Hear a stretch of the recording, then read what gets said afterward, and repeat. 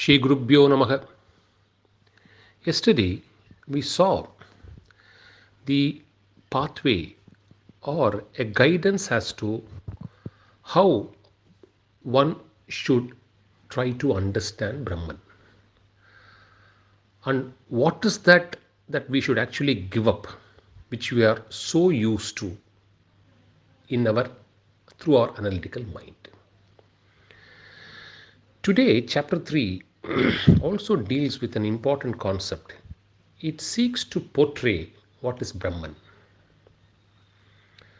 In fact, a modern mind would ask this way, very frankly. It will say, please tell us what is Brahman made of.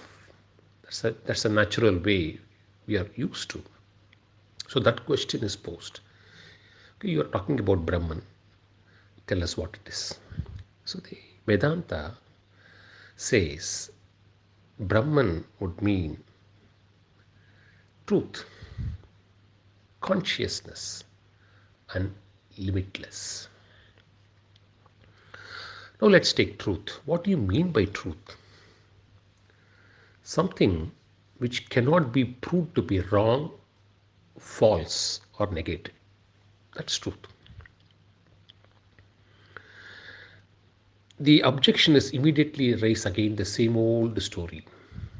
We tear the five koshas and we find only emptiness, blankness, darkness, and voidity. So how do you ask us to believe there is something which you say as Brahman? Same question. Here the Vedanti, because we are progressing, he tries to clarify, saying that I think you are making one simple mistake. What you call as void is actually a witness even according to you. You then ask, why do you say so? The answer is, you say something is void, which means you are seeing void. So you are a witness there, which you want to construe it as voidity.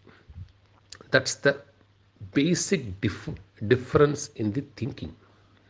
Therefore, don't commit that mistake. Why? Because you can't superimpose on voidity, whereas you can superimpose on a witness, because witness signifies positivity upon which you can superimpose. Unless you have a rope, you cannot mistake a snake over it.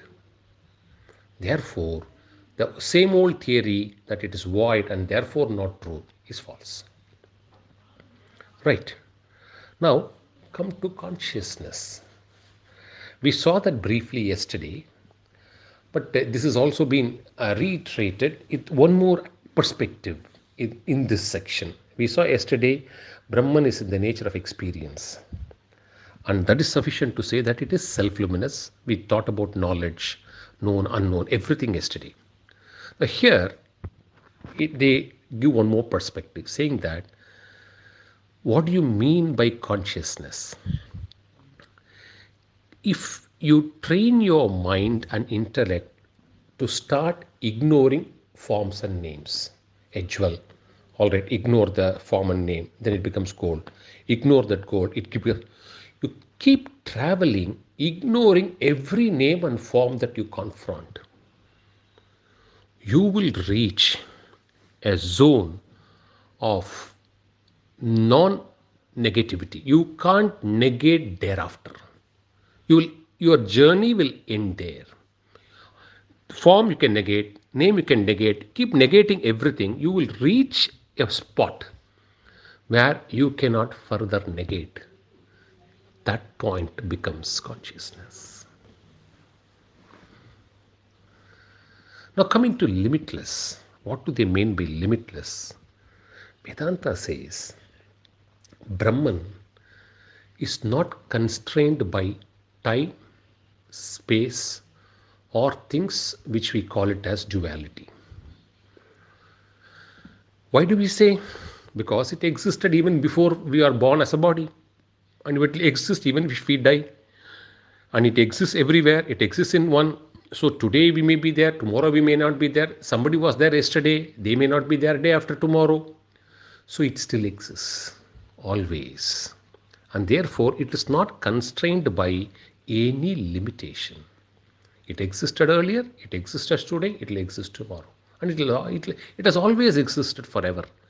And when something has existed forever, it cannot be constrained within space, time, or duality, which are all nothing but superimpositions or impressions coming out of Maya and Avidya. Now, even though the objection is understand at a conceptual stage that it is limitless, they put the next question. They say, you say it is limitless, then you are talking of Ishvara. Then you are talking of Jiva, because they are all entities where there is life and consciousness. Inertness is less. So why don't when God takes a form, then are you not confining Brahman into a limit? And therefore, why do you say it is not limitless? Here again, it is clarified that we would have discussed it in one of the earliest sessions, that when Brahman transcends and hits the potentiality power of Maya gets exposed, then it becomes Ishvara, who is a controller of Maya. And when it hits the platform of Avidya, it becomes Jiva, a slave of Maya. Jiva, we are all human beings. So God or Ishvara is considered to be power. And we Jivas or human beings are considered to be powerless for the simple reasons the limitations arise out of the 5 koshas. The body, the prana, the mind, the intellect, and the Anandamaya kosha. So it is limited. So the objection is, say you are confined it into a limitation, for which the Vedanta again explains, no, you are wrong. Brahman is formless, nameless, everything. There is sun rays and there is a mirror. The mirror is inert by its very nature. But when the rays get reflected on the mirror, it's able to reflect it.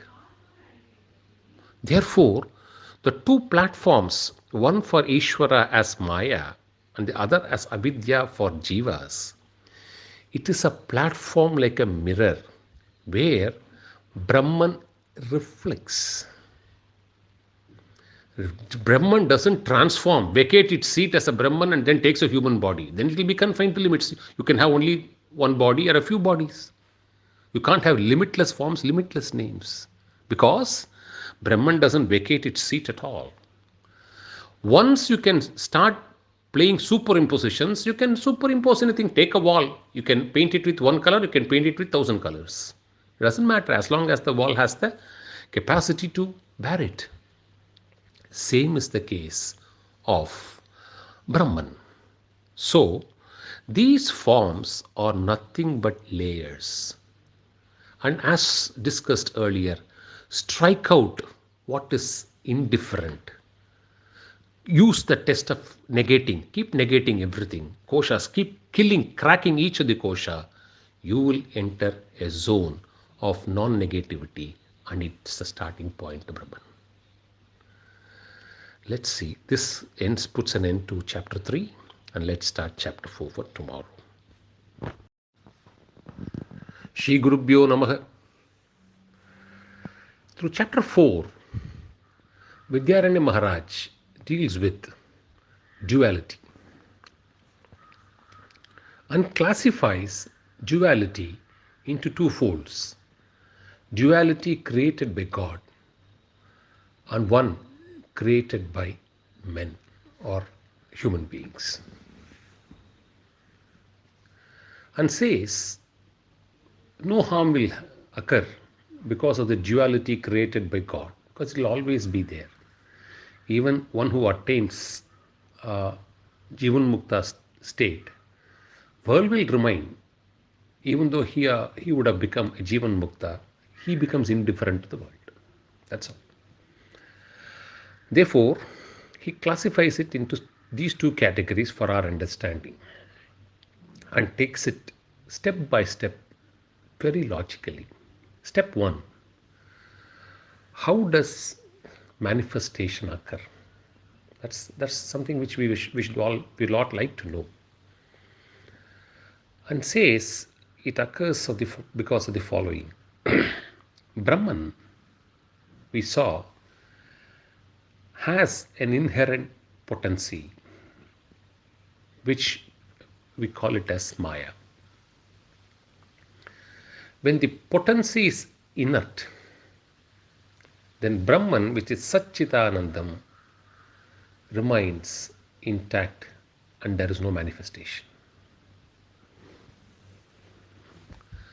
But the moment the potency,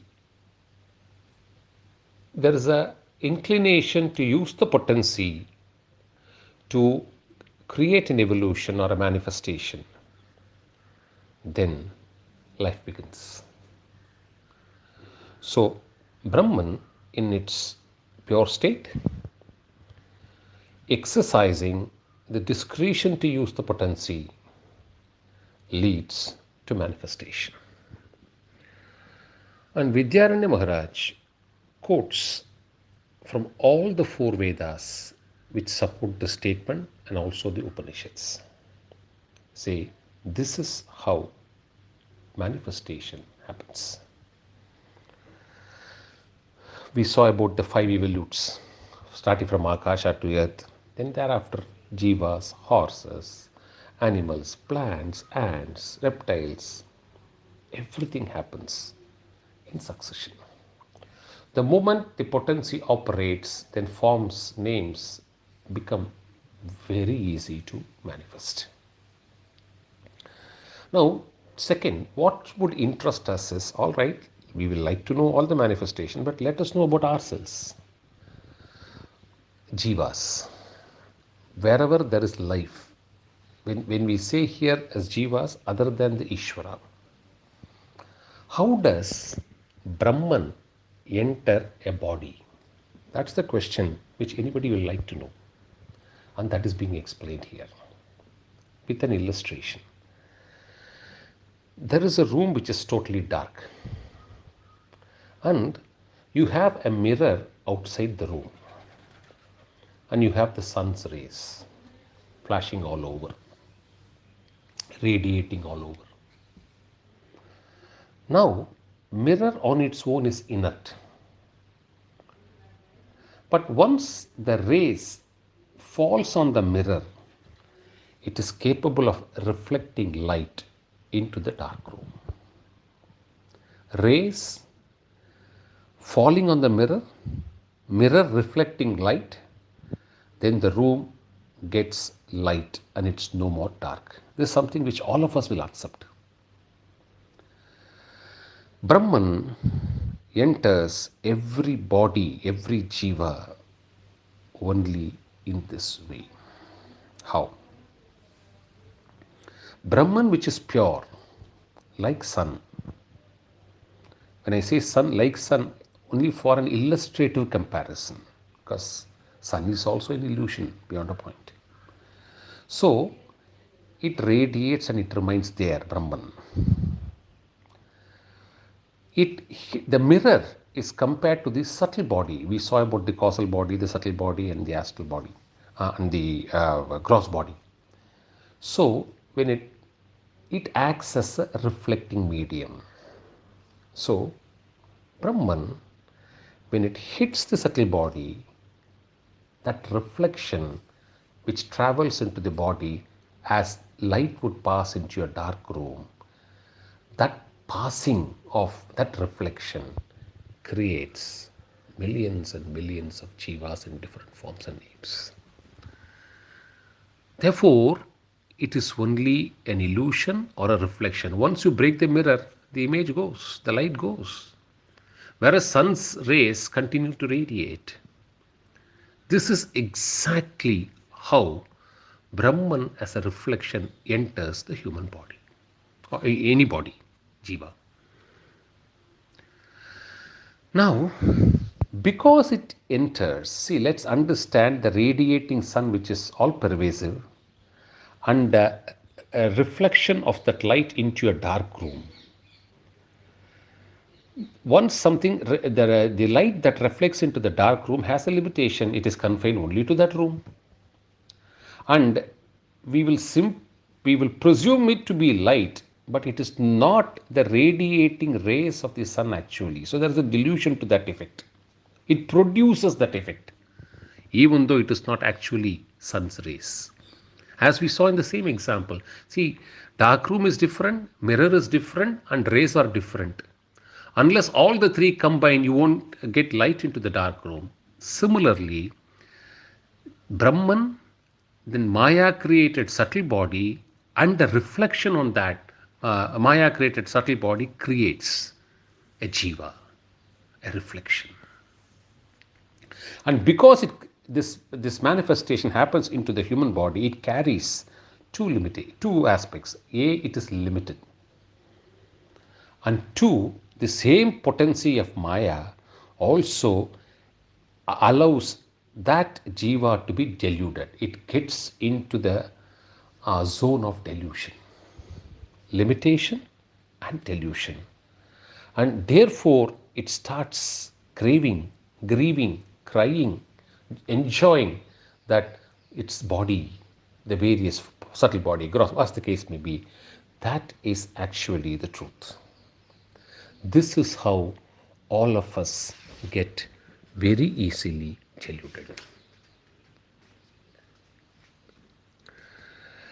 So, because of the limitation, because of the delusion, then all of us totally lose independence too.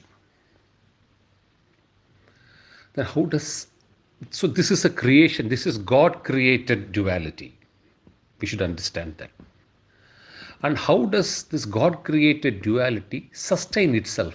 What is the food? You need food to sustain. So what is the food? So God creates 7 types of foods for its sustenance. For animals, it is milk. For devas, it is the oblations or sacrifices or rites which we perform during the full moon and the new moon. For the rest of many, it is grains and other. And for the Jiva, that is important. For the Jiva, it is the mind, the speech, and also the prana. So totally 7. Milk, grains, full moon, new moon offerings, and then Darsha Purna, what we call it as Darsha and Purnamasa, and then the 3 foods, mind, speech, and prana. Now, the objector immediately raises a question. What are you saying? Somebody will prepare food and somebody will give it. Why should Jiva eat that food? Because it is created by God. Then for which?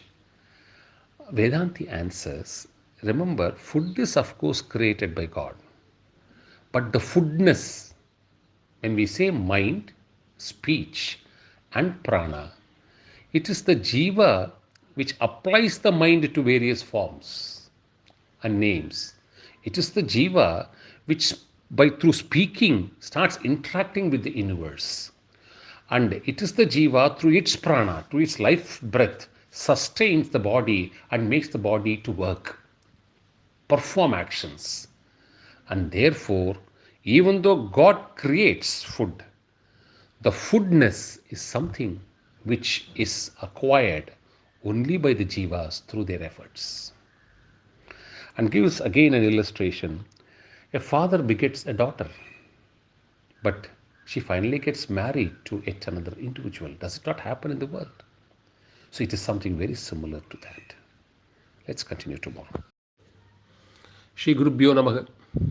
We saw yesterday how the Jiva gets formed and what are the types of food that sustain it. So the objection is posed to question.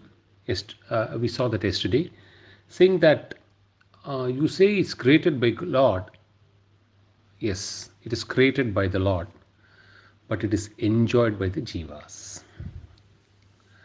And he puts the next question, therefore, from there on. He says, you say creation and you say enjoyment, which is also a form of a creation in the hands of the Jiva. How does this creation happen? Please explain. And therefore, Vedanta explains it. Lord creates using his power of Maya, where the Lord remains the controller of it. Lord controls Maya and therefore creates using his power. Whereas Jivas, who are all slaves of Maya, create forms and names using their mind, which is, we have all seen earlier, very volatile, very unstable. And therefore, this is the huge difference between man-made creation and God-made creation. And Vedanta proceeds to explain it with an illustration. Let us take a precious gem, say diamond. Diamond is a creation by the Lord. Diamond doesn't become gold or diamond doesn't become silver. It remains diamond forever. It assumes that form always. This is created by Lord using his power of Maya. Now come to the human end. The same diamond, somebody likes it. And therefore, when they possess it, they feel very happy. Somebody likes it, but they are not in a position to possess. They become sad. They become jealous. They may even get angry. An evolved soul sees the gem not as a precious gem. It is one form of stone and remains very indifferent. So, it's the same precious gem which produces so many different outputs. Let's take a woman. She is a daughter of somebody, wife of somebody, mother of somebody, daughter-in-law of somebody, employee of somebody, secretary in some social club. Now, when she has all these adorns all these 5-6 roles, does she change in her basic physical structure or in the as a created human being in the hands of the Lord? She remains only as the same woman physically and for the purpose of identification as a woman. But when her roles keep changing, then the identification associated with the role creates a new form, a new name.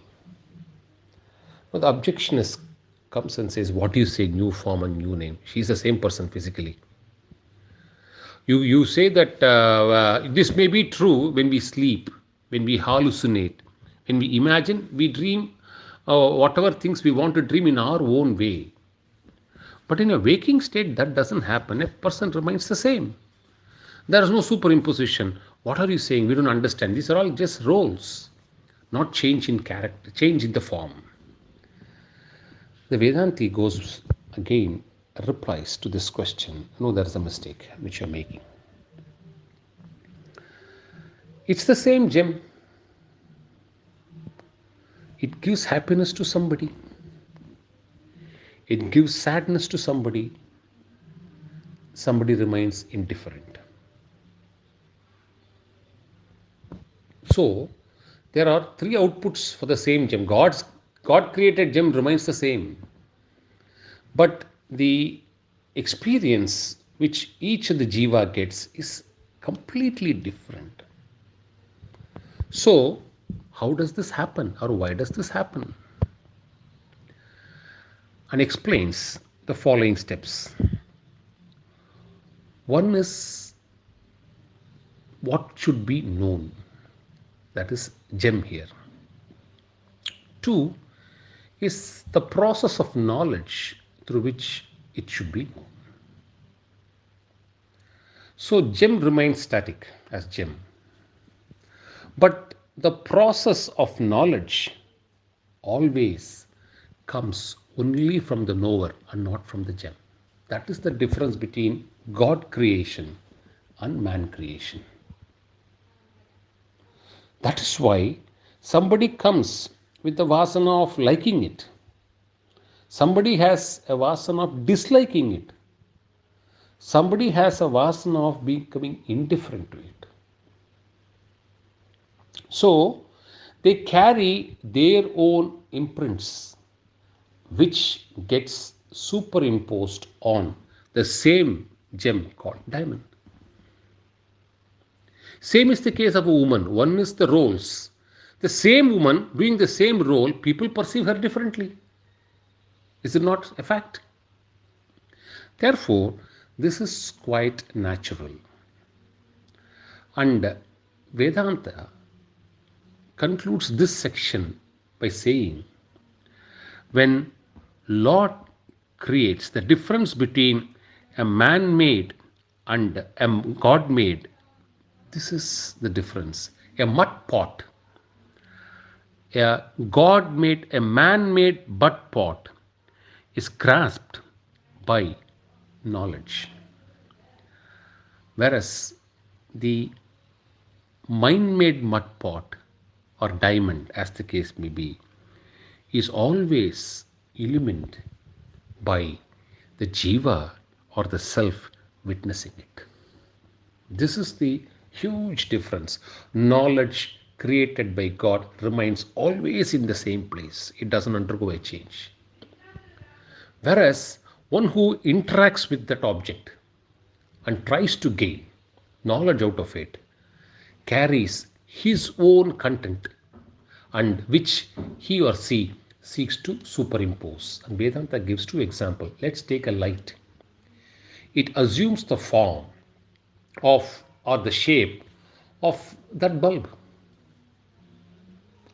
Similarly, you molten metal, you pour it on a casting. You pour it in different castings, it takes different shapes. So mind has this challenge. It will go to an object. The object will have its own value, its status. But the mind, when it goes to the object, superimposes its own values and creates its own forms over the object. So this is the big significant difference between God created duality and man created duality. Let's continue tomorrow.